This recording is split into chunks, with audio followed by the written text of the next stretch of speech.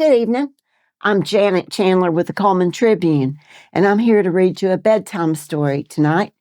Tonight I'm going to be reading from Sesame Street, A Bird's Best Friend. One day, Granny Bird arrived at Big Bird's nest with a surprise for him. "A puppy," said Big Bird, "and it isn't even my birthday." "I know," Granny said with a smile, "but I think you're old enough to have a puppy of your own. Will you take good care of him? It's a big responsibility." "Sure," said Big Bird. "It'll be fun." "What are you going to name him?" asked Granny. The puppy barked happily. "That's it," said Big Bird. "I'll name him Barkley." "Bark," said Barkley, to show that he liked his new name. "Come on, Barkley," said Big Bird. "Let's go to the park." "Wait, Big Bird," said Granny. "Don't forget Barkley's leash and collar. Look, the collar has your name and address on the tag. Always use this leash when you take your puppy out." "I'll take good care of him," said Big Bird. "Don't worry." Big Bird and Barkley walked past Oscar's trash can. "Hey, Turkey," Oscar called. "Who's the walking dust mop?" "This is my very own puppy, Barkley," Big Bird told him. "A dog, huh?" said Oscar. "That's not as great as having a pet worm like Slimy here, but not bad." Big Bird met his Sesame Street friends in the park. "Hello, Big Bird," said Grover.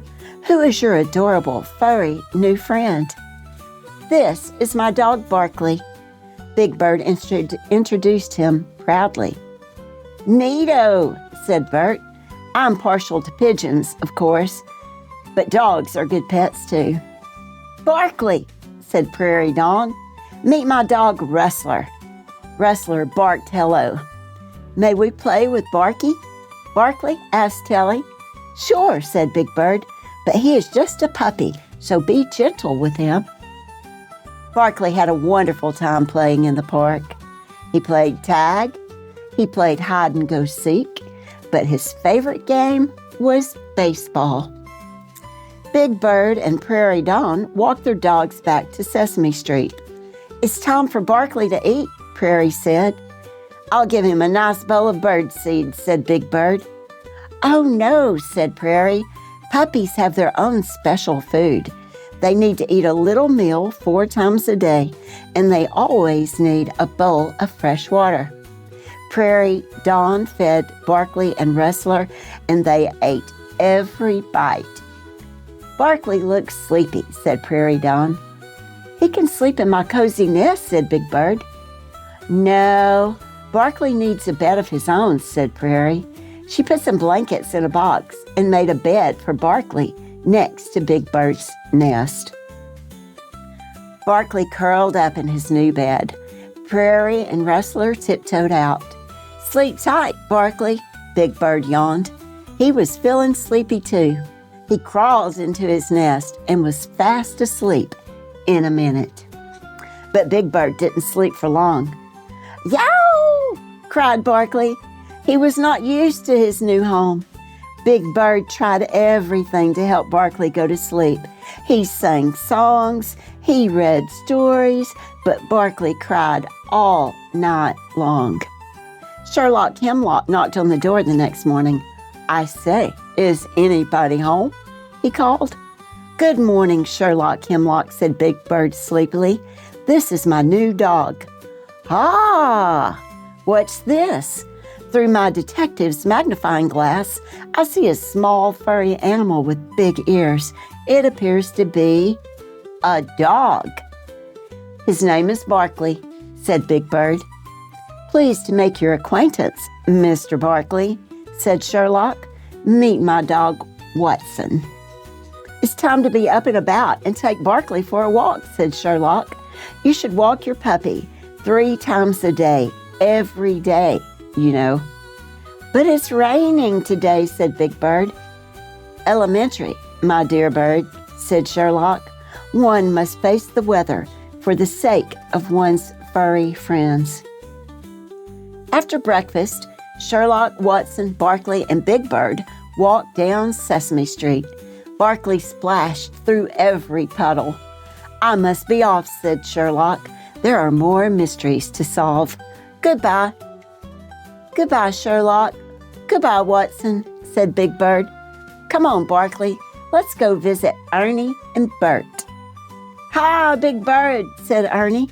Barkley raced past him into the apartment and shook himself on the carpet.